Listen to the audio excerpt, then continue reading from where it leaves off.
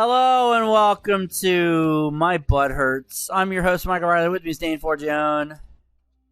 Like a pussy dipped in 7-Up. And Ashley Miller. I forgot to use the lube. I'm sorry, baby. This is the same record session as the last episode. I just forgot that we were recording a third episode. Because I wasn't sure. I wasn't sure at the start, and now we figured it out. Yes. So we're good now. Mike got a little flustered because we were talking about some old woman's pussy. Pussy. It's not just some ordinary old woman's pussy. That is Esther Higginbottom, the oldest Disney slut known to man. She's 97 years young, and let me tell you something. She gets around town. Round, round, around, I get around. It's like if you dressed up like and she likes the old stuff, but she likes the new stuff too. So if you dressed up like that little skinny guy from Treasure Planet, she'd be like, "Ooh, I like me some Treasure Planet." You mean Milo or whatever? Yeah, Milo. What Michael J. Fox was? Something. Well, no. That's. I think I'm thinking of something else. See, here's the thing. I haven't seen Treasure Planet, but I know a lot of people like it, and it looks kind of cool. Oh, you know what? I'm thinking of Atlantis. That was Michael J. Fox. Yeah. But yeah, it's oh, like, look at you. Look at you, Jim. Why don't you take a tumble in the Bengay and Werther's Originals with me, baby? Listen, nothing says oral pleasures like when I'm going down on you with a gummer and using a Werther's as an ice cube in my mouth. We should probably... That was certainly a sentence you just said. Those were words that you put in a specific order.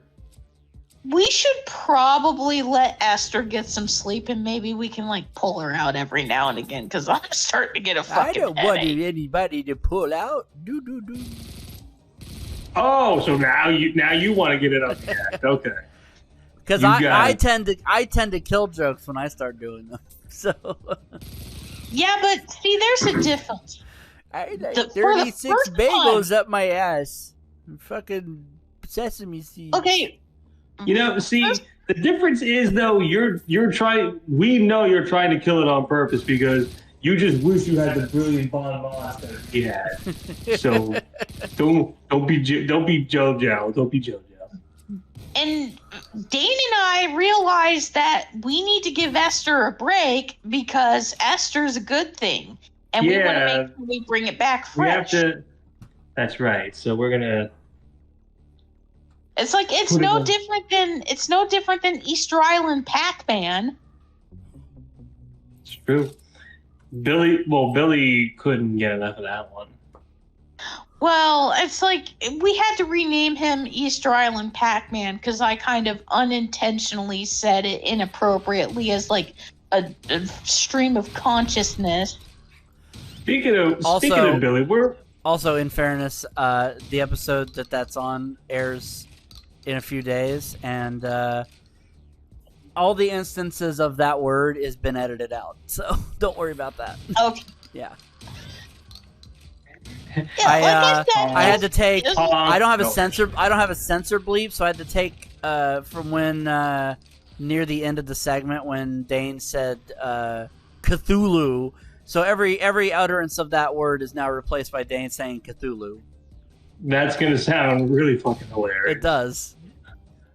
As the guy who edited the episode, I can tell you without a shadow of a doubt, it does sound absolutely. Shut it down! Shut it down! Shut it down! Fucking Cthulhu, Pac-Man. Listen, speaking of Billy, where is that snaggletooth fat fuck today? I don't know. He probably thought we weren't doing a show. So this show was originally scheduled. We were originally scheduled to do a record today, like normal. But I canceled it last night because I had car issues that it was emergency. I had to get it taken care of because I have to go to Shelbyville this weekend, so I had to really get that shit done. So I got the car issues taken care of this morning. I didn't originally want to cancel the record because I figured I might get that shit resolved before I need to worry about it, and as it turns out, I did. But I canceled it anyway, just in case, because I figured it was a better solution. And then once I had everything resolved, I talked to Dane and we said, well, let's see if we can get a record going today. And we ended up doing one anyway. We're recording on Friday anyway, too. Yeah, this is correct. Which is 2 days from the time of this recording.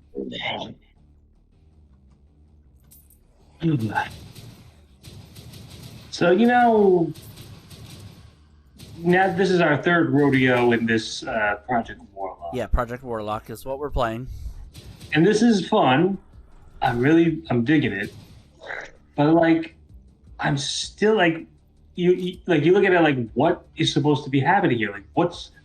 Who is this man and why is he killing bats and naked succubi and all that good shit? I have no idea. I'm sure there's lore. I just don't know it. Because I went into this with very minimal knowledge. I just knew it was a first-person shooter. It's a style of first-person shooter that I enjoy playing. And I wanted to give it a shot. And I am not, and so far I am not disappointed. Oh. I will just acknowledge the elephant in the room. Uh-huh. We were playing Postal 4, but there was a myriad of issues that was happening where OBS was stopping and crashing. Yeah. Things were just not working out. It wasn't cooperating with us, basically. Now, but this is leading me to be very confused because this is now the third playthrough we've done of this. Yes. Not one issue. Nope. Not a single one. I'm recording in 60 frames a second like I was before. Not a single issue. And it's what is it about Postal 4 that was just no. It's just a janky game, I guess. I don't know. I guess so. It's a damn shame when a lot of technical shit really fucks things up. Because don't get me wrong, there are some games that I shouldn't say but that Mike has played in the past that just, for some odd reason, would not cooperate with OBS. And unfortunately, we gotta add Postal to that fucking list. Yes, mother. And maybe it's because I'm older now. But a little bit bolder now. Yeah. Mm-hmm. The style of humor in Postal is one of those things where it's brother. I don't get me wrong, I do like some juvenile humor when it's done in a clever way. If it's just done just for the sake of shock value, which is, I assume that's what Postal 4 is all about. Just this will shock people. This will shock people. Just you're trying way too hard and you should feel bad.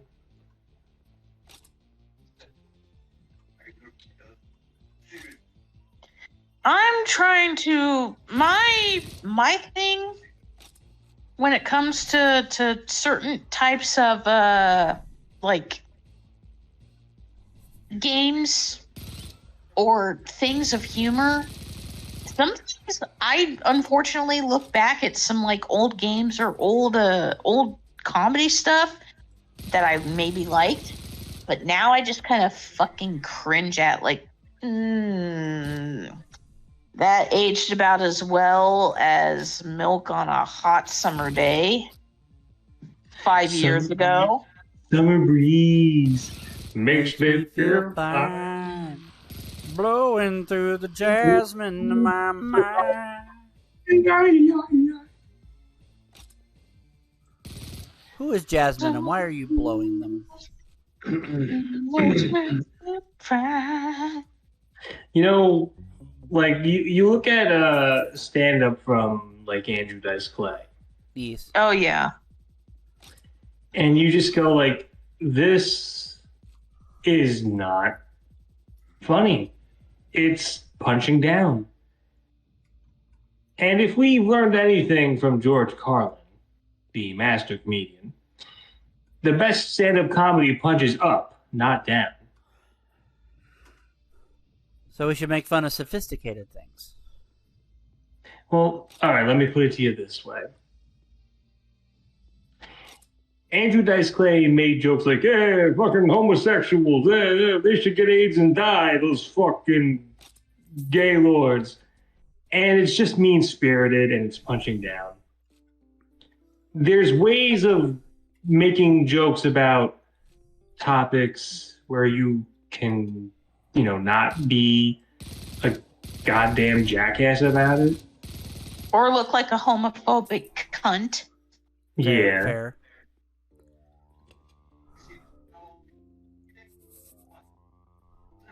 I knew there was a fucking bat. I knew it. That bat was just chilling there like, hey, buddy. How you doing? There's this dude outside the window. Ooh, you leveled Like up. I wasn't gonna fucking see him. How many fucking... Okay, not enough Like- to use it yet. And I almost hate to say it, but Excuse me. and I know this is going to sound kind of sacrilegious all hell, but I have a DVD called Comedy's Dirtiest Dozen. It has a lot of comics who aren't alive anymore. And some of the comics that are on there, it's like Bill Hicks, Chris Rock, Tim Allen. Actually, let me just grab it real quick. Jesus. Because Were you guys just waiting there for me to open that door? it's like, I will never sell this son of a bitch because it got autographed, and unfortunately, some of the autographs I can't get. Okay. So it has Tim Allen, John Fox, which, trust me, I have shit to say about John Whoops. Fox.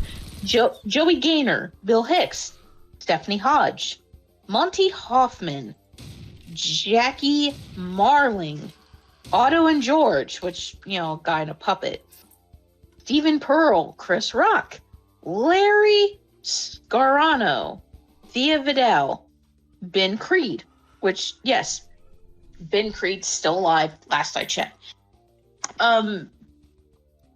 Tim Allen's comedy, not really evolved all that much, and mostly just gimmicky as all hell. Chris Rock? Tim Allen's a one-note joke for the most part. Yeah. Anyway, but... Granted, Chris Rock, if you would watch this, you may see some similarities between some of the stuff he's doing now and some of the stuff he did back in the day. But... That's because a lot of his material still holds water today, is the thing. Like... Oh, yeah.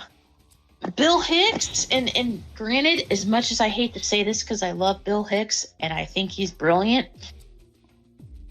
I'm kind of glad that Bill Hicks isn't alive today because I don't think he would have made it, and I think he would have ended up becoming a one-note comic. John Fox? I firmly believe that Bill Hicks would not have been able to evolve with the times. This is true. He still would have been just a bitter, condescending, passive-aggressive asshole.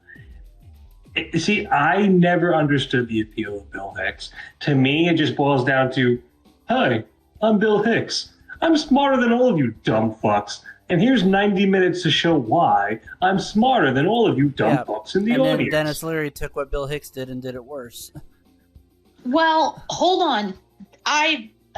See, now I'm starting to get into my element. I'm starting to get into the shit that I knew from back There's in the an day. elephant involved? Is I said element. I know. Plus, I'm also distracted because I think my mom's boyfriend's making pork chops for dinner. There's okay. So I don't want to take up everyone's fucking time about this. So I'm gonna try to explain it as quickly and as best as I can. Bill Hicks was under the tutelage of Sam Kinison. We all know who Sam Kinison is. He's one of the Texas Outlaw comics who, is known for being, somewhat brilliant. He was a former minister, and he ended up turning into like this rock star, grungy, shouting at everything. A lot of people loved it. A lot of people hated it. But before all of that, if you actually took some time to listen to how he spoke and how he thought, spoonful of sugar helps that medicine go down, but he didn't exactly have a spoonful of sugar. Bill Hicks was under this guy's tutelage. Bill Hicks might have kind of sort of adapted too much of Sam Kinison's personality into his comedy. And yes, you guys are right about what Bill Hicks was. He was a bitter, vindictive asshole who thought he was better than everyone in the room. I mean, for Christ's sakes, this guy had a beef with Jay fucking Leno because he thought that Leno was a sellout because he made millions of dollars doing a talk show and then did a commercial for Doritos. Let's be honest. He's not wrong about Jay Leno.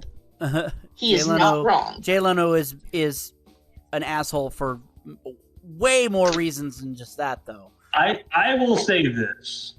I firmly believe that a part of it was Bill Hicks going, I'm smarter and funnier than Jay Leno, and this big-chinned asshole has his own late-night show and a higher audience, and I'm just a cult favorite? What the fuck? And that's what it is. Bill Hicks gained a lot of his popularity from smarter audiences or audiences who were on his level. He never rose to the success of comedy in America that he did when he was in the UK or whenever he would tour in Australia or Canada. And I also hate to say it, he kind of got blackballed by Letterman, and it took many years after his death. Oh, hold on. Hold on. Hold that thought. I will say this. Salt and pepper is in the cabinet. Here. You better let them out so they can push it. Salt and pepper. Dude. Where's Spinderella? She's on the ones and the twos. Oh no. Some of the. You not put the corn? About corn. Kinda. Did she not realize that she didn't actually mute herself? There we go. Okay, I'll be right back, guys. I'm about to make corn. The band? Turn right. Was that off show that we said that? I think it was. There's a corn GPS. Mm-hmm. So she was actually, to move the discussion a little bit further. Yep. She was talking about Sam Kinison, and we talk about comedy that has not aged well. Sam Kinison, for as funny as he was, his jokes about gay people and the AIDS crisis, aged horribly. Yeah, agreed. Like you look at it, and you go, "Ooh, Sam, baby, what are you doing?" Baby. But like it's reassuring to know that apparently in the final years of his life, he was actually trying to atone for that. From what I understand, he met with several gay groups and was trying to say, hey, listen, that's not the kind of person that I am anymore. I don't want to just, punch down against the gay community and all that good stuff. Right. And it makes me wonder, it's like, if he had not died in that car accident, he might have changed up his style a little bit. He might have changed up his style, but would people have been receptive to that? That's one of those comedy what ifs. There would have been, I would say there probably would have been people who would have been receptive, and others would have just called him a sellout. I feel like he would have probably gotten a backlash like right away, like, oh, this isn't the same Kinison we know. Oh, you pansy sellout. Yeah. Okay, But I'm sorry. Sorry about that. I have to get some corn on the cob ready. But back to my original thought. Bill Hicks got dicked over by David Letterman in his final appearance, and it took almost. I almost want to say it took almost a little over a decade for Letterman to make shit right. Of course, it happened after Bill Hicks died, and of course, his mother was alive and went on to the show and ended up having like his original comedy set air, which was like that controversial. But I kind of agree with Dane in thinking that Bill Hicks probably would not have been able to evolve. And another fucking comic which bears that, or did bear that same ideology, John Fox. Which, if you don't know who John Fox is, he was a Bob and Tom comic, and he was known for one joke, aside from a few other jokes, where he says that two firemen are butt-fucking in a smoke-filled room. The fire chief busts in and goes, "What's going on?" And the guy giving it says, "Sir, this man was suffering from smoke inhalation, so I gave him CPR." And then the other guy goes, "Yeah, how the fuck do you think this shit's happening now?" Or something like that. He was a one. He was not very funny. He was a one-note comic too. I ended up seeing him 3 times because he was at Snickers, and like the first time I seen him, I was like, okay, it's funny. It's really dirty, but it's funny. Considering he has to kind of like hold himself back on the Bob and Tom show. Second time I had seen him, I was like, why didn't he do anything new? He should have done something new. You think if you've been in the comedy game for so many years, you could do something new. You could whip something out. Like even Greg Proops. Don't do that. That's what got Bill Cosby in trouble.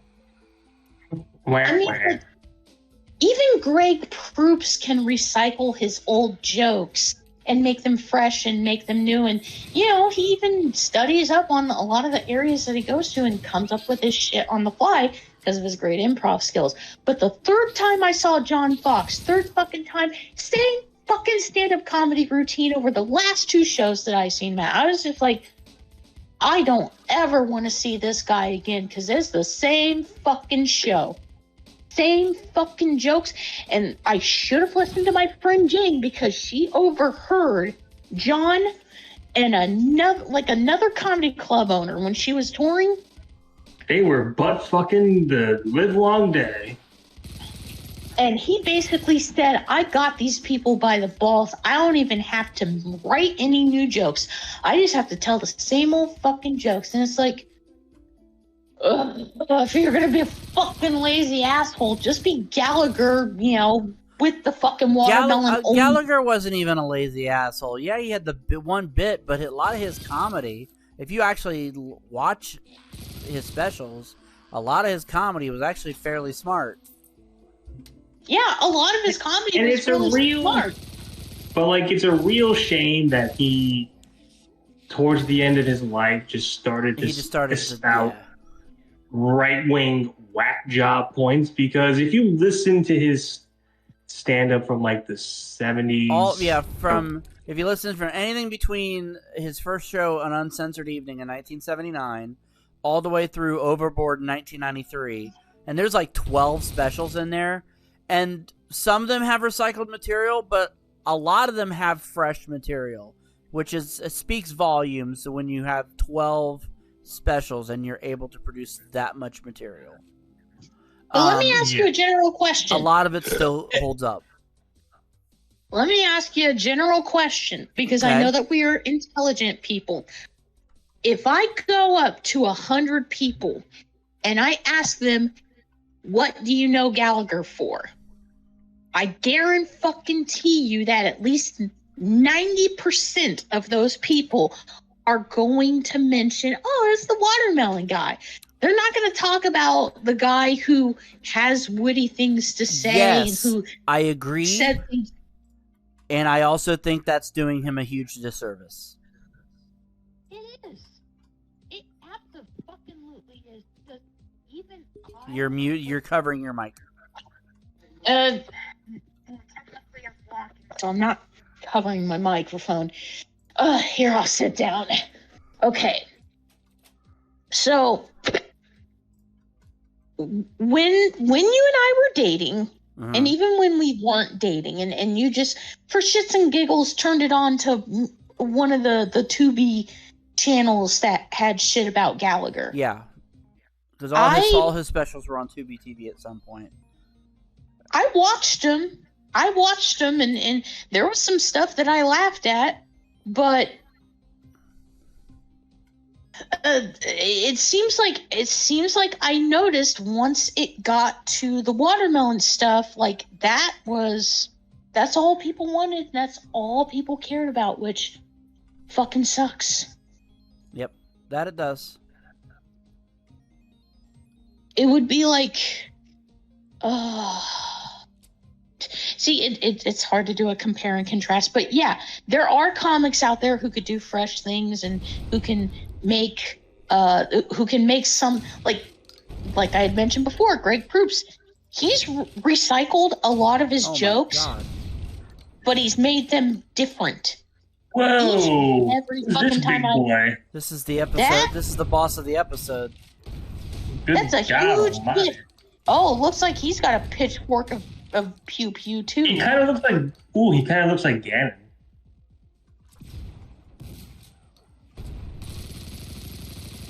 You know, going back to Gallagher for a second, I think the story that really sums up his later career. He went to the Gathering of the Juggalos. He was a guest at the Gathering of the Juggalos in 2017, 2018. And he was basically just an afterthought, really. He was in a fucking one of those side tents doing his stand-up. And the Juggalos who were there were basically just Sorry, go ahead. The Juggalos who were there were basically just either making fun of him or just blatantly ignoring him. And apparently, according to an eyewitness, after about 15, 20 minutes, Gallagher just stopped doing his stand-up and was looking at the crowd, and he was just like, what the fuck am I doing here? You fucking losers don't even understand what I'm telling you. You might be the most retarded audience I have ever seen. And he just walked out. Oh, that's a shame. And it's well, I think the first mistake was inviting Gallagher to a Juggalos event, because I don't think the fucking Juggalos understand Gallagher. And I mean, to be fair, this was towards Gallagher's old man yells at cloud, right-wing whack job phase. And the Juggalo crowd tends to skew liberal. But here's the bigger question: who the fucking if that would be inviting that would almost be like inviting fucking Andrew Dice Clay to a children's. No, that would be like inviting Andrew Dice Clay to a quinceañera. Who the fuck there is going? Hey, listen, do you motherfuckers feel bonita?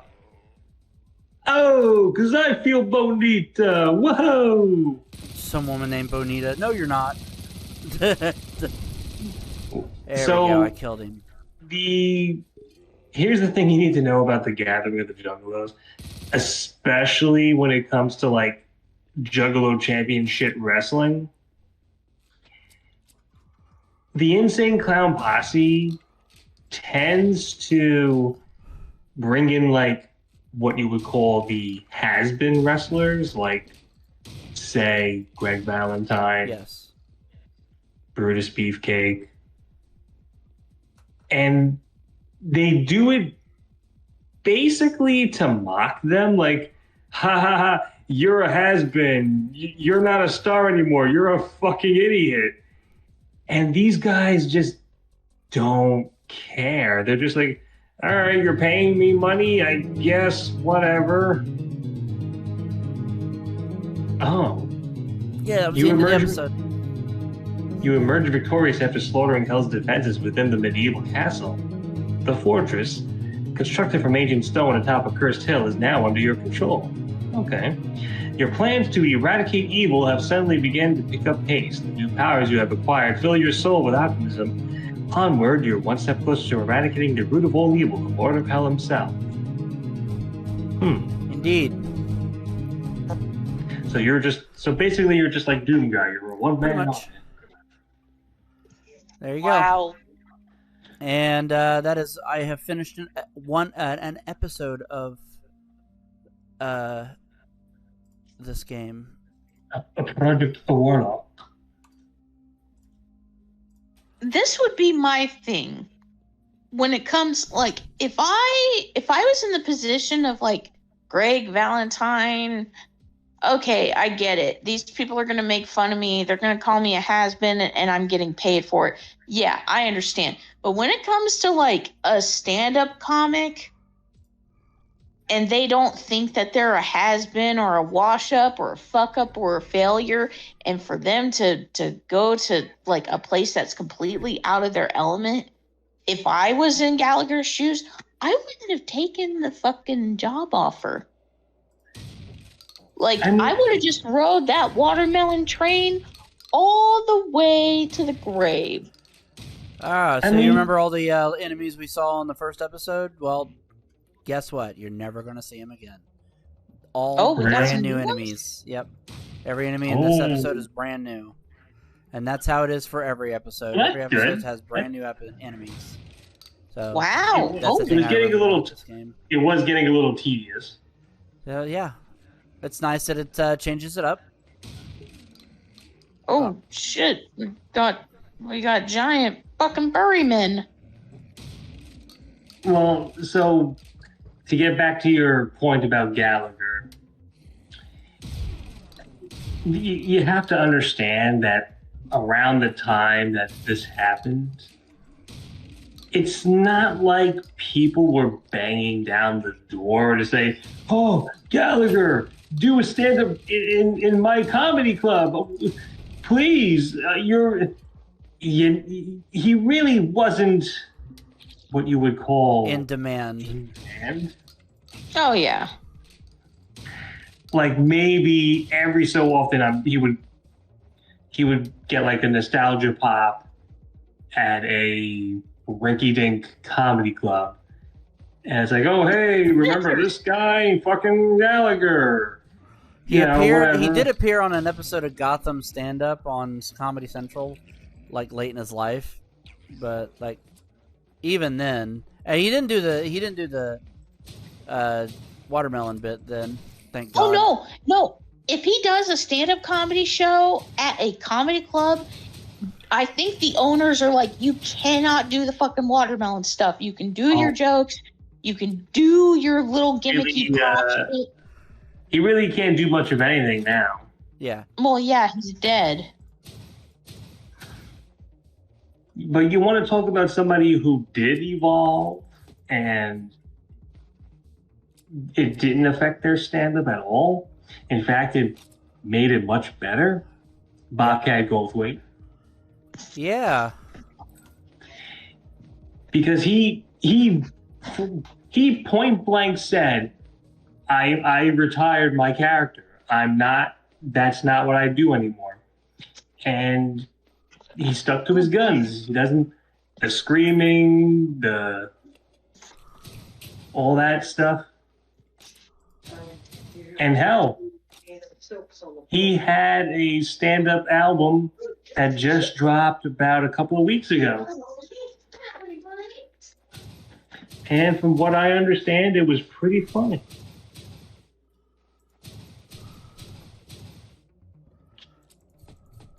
Yep. Kind of wish I'd have seen his stand-up when he was in town. Well, You know, I'll every- tell you- Yes. Oh, no, you first, Dane. I will say, it seems like every time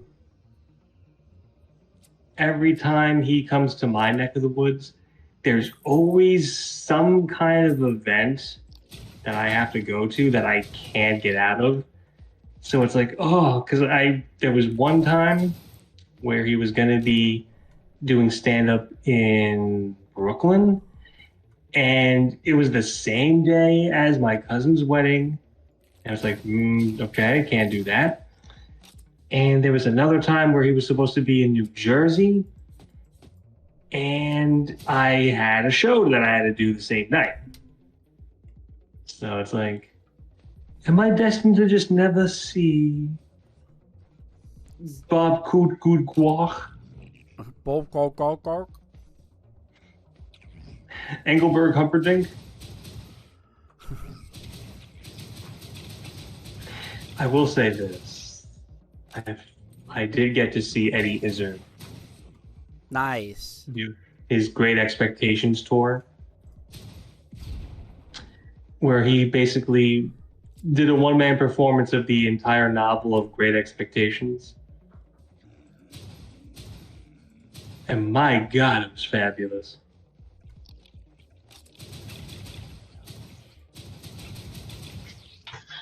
Whew. I'll tell you what, Mike. If ever the opportunity comes up and he ends up doing a show in Indiana, why don't we just make a pilgrimage to watch it? You know? I might be willing. I mean, we did the Ninja Sex Party concert. We ninja You sexed. know- What? We didn't ninja sex. What are you talking I don't know about? what that means.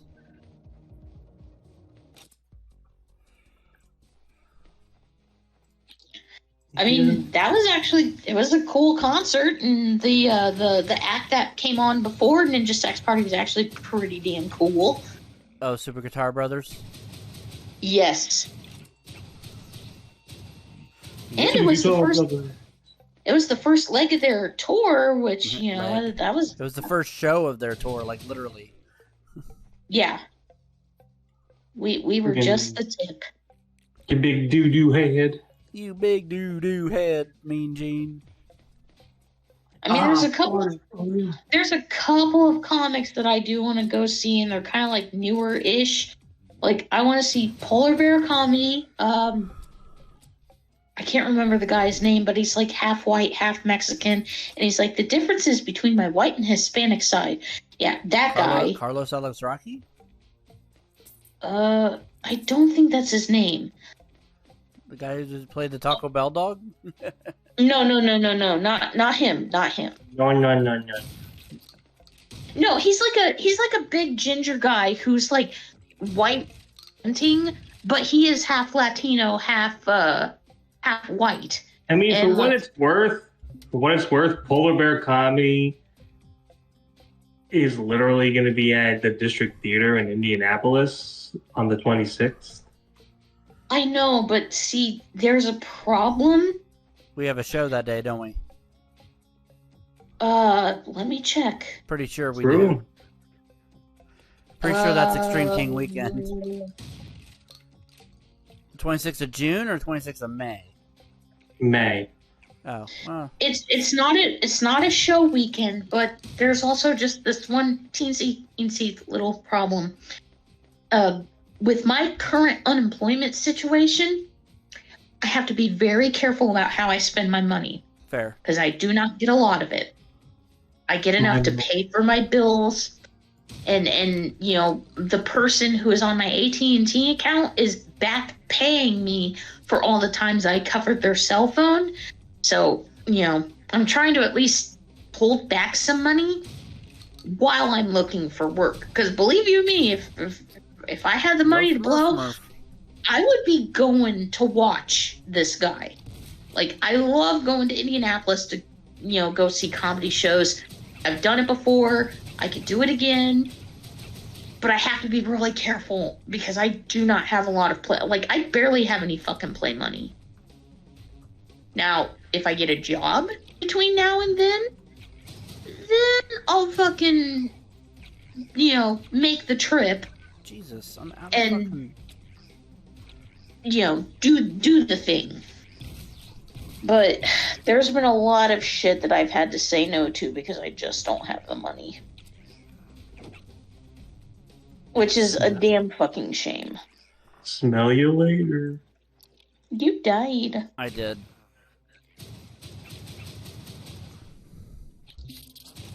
And you won't do it again. Oh my god, I've got a fucking headache because I've been stuck inside the house all Thought damn you were gonna day. say I have a fucking shit. I have a fucking horn on. I have a fucking erection. No. But I do have to pee, so I'll be right back. I have to do a doo-doo. By the way, peeing with an erection, pretty difficult. Just saying. Thanks for sharing. I mean... Yes? I mean... It's not like it's a state secret. I didn't say it was. All I said was thanks for sharing. Like, You're welcome. yeah. The blue ones are for fiber. For fiber. I knew you were going to say that. I knew what I did. All did.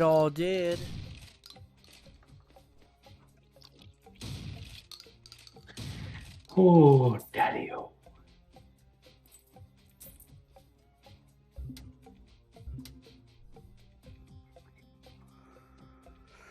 Boom, boom, boom, boom, boom, boom, boom. So you have to switch things off? Yeah, I gotta... It's a switch hunt. Huh? I see.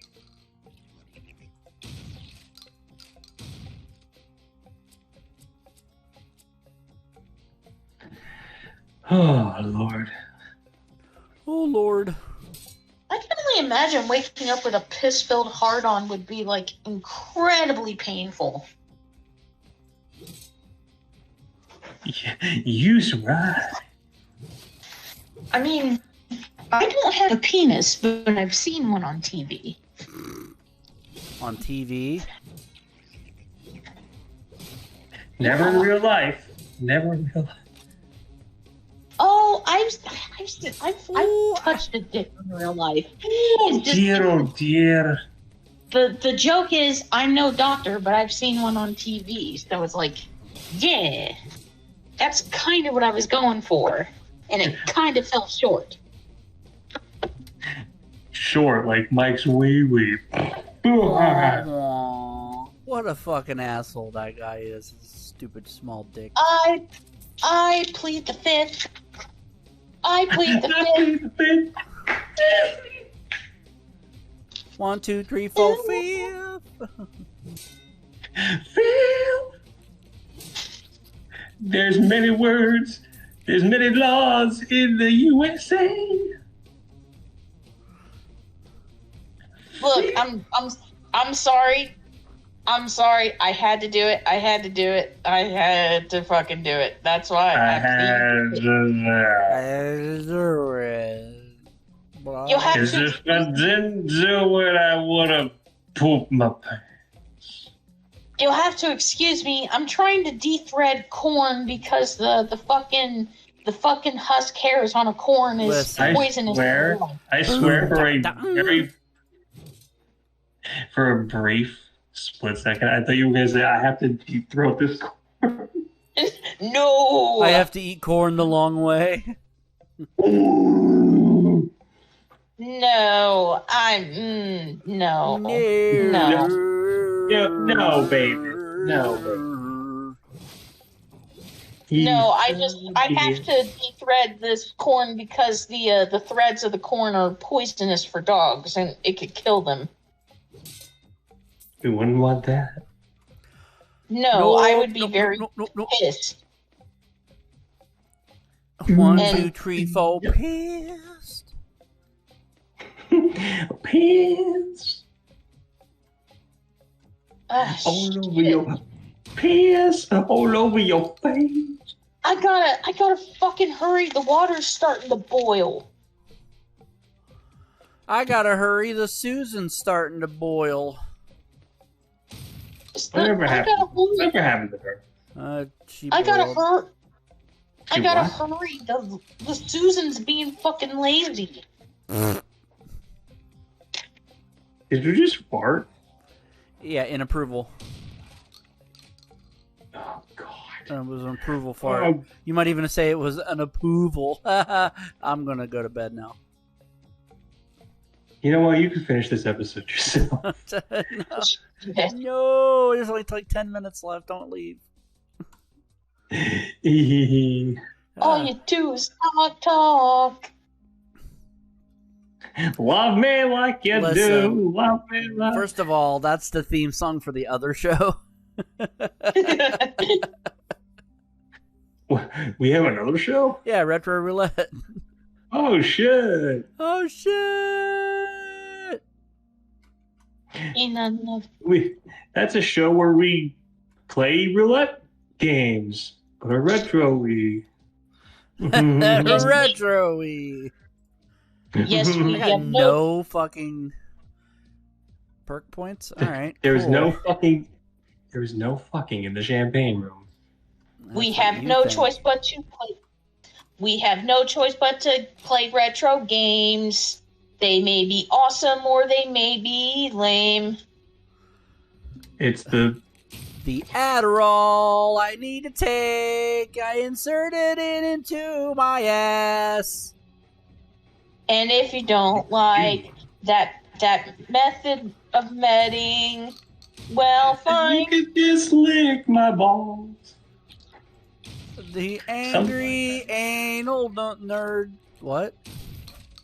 The angry. The I am angry.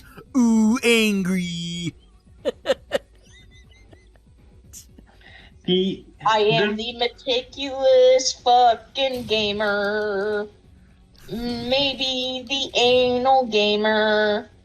Most definitely the fucking fussy gamer. That first one was much lamer. Well, here's the thing. I believe in being meticulous. I believe in being fussy. I don't believe in anal because my anus should not be near my work. Right. I accidentally found a secret. Well, meticulous and fussy mean the same damn thing, but so does anal. But I don't want to be anal retentive. I want to be meticulous and fussy. I want to be meticulous and fussy. I'm the fussy Famicom nerd. I like it when you push in my turns. Jesus Christ.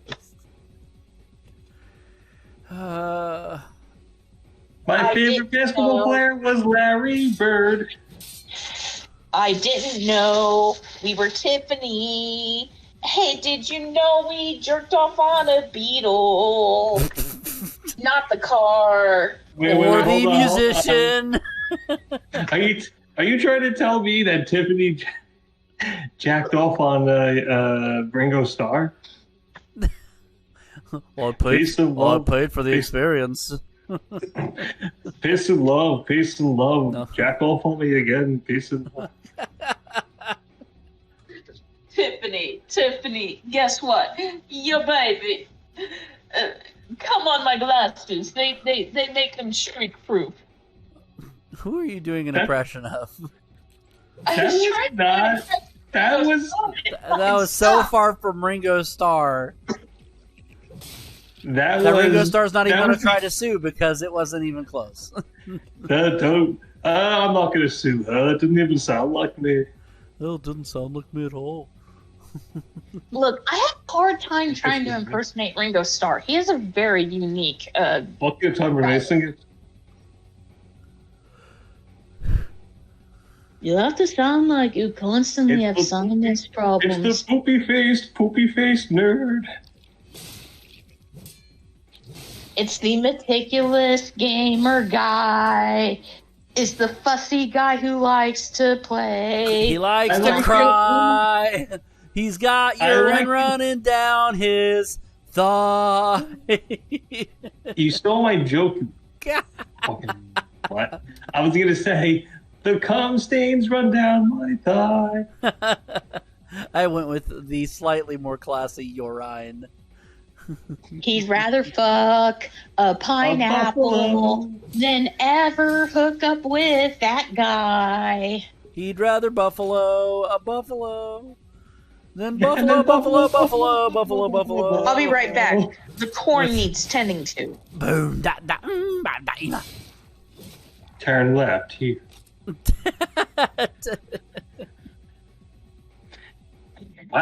Wow, this corn GPS system is really snazzy. Yes, I like it is. I like it. Baby, I like it. I have an erection. Baby, I like it. Party, summer, fiesta, whatever. Burrito, enchilada. Come on and sing along. Oh, no. Woo! Suck my dog. Woo! That's the sound it makes. You're turning it to Curly from the Three Stooges. Woo! All night long. Woo! Hey, Mo! Hey, Mo! Hey, All right, right. dude. Thank you, Mike O'Malley. Here are the rules of the aggro crack. Hey, Mo! You're a pretty hot Mo. Hey, Mo! I'd do her. Yeah, I'm dope. I'd run up her aggro crag. If you get my drift. Wow. What? Did I say a falsity? No, you didn't. Yeah, I know. No, you didn't. You didn't. I would climb up her mountain if you catch That's right. I would get familiar with her global guts if you get my fucking. That sounds more like a serial killer if you ask me. It does. I'm sorry. I would want to see her guts. Hey, Mo, do you have it? Stab. I would stab her, but not with a sword. Maybe my meat sword. This is just getting really. I don't know. I don't even know whose fault I don't is know. that? Your guys' for making up an old woman who likes dick. But we stopped talking about it. Yeah, it devolved into this. No, you are. Nice Neville impression, by the way. First of all, Esther Higginbottom is Dane and I's baby, and we put her back in the cradle to rest. Well, we put her if on the she's shelf. in a cradle, then she's not a woman. She a baby. Listen, hang on a second. Let me just do my Aaron Neville impression.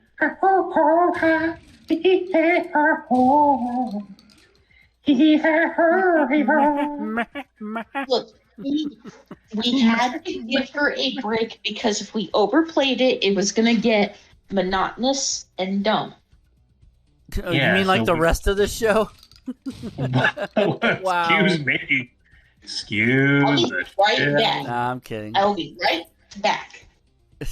To be fair, this has been several running jokes all stitched together. So running jokes that mostly started during this playthrough or off this call, because that's how our show is. Oh Lord, that's how it goes. Some people don't know how it be, but it do. And so it goes.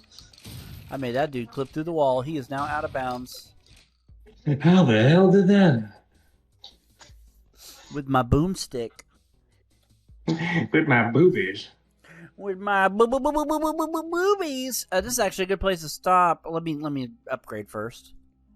Just stop. I need. I'd actually like to upgrade. Oh my goodness. I felt like I've had a headache. Oh, I need that, actually. I should use that. Have any perk points? I have 1. It ends still.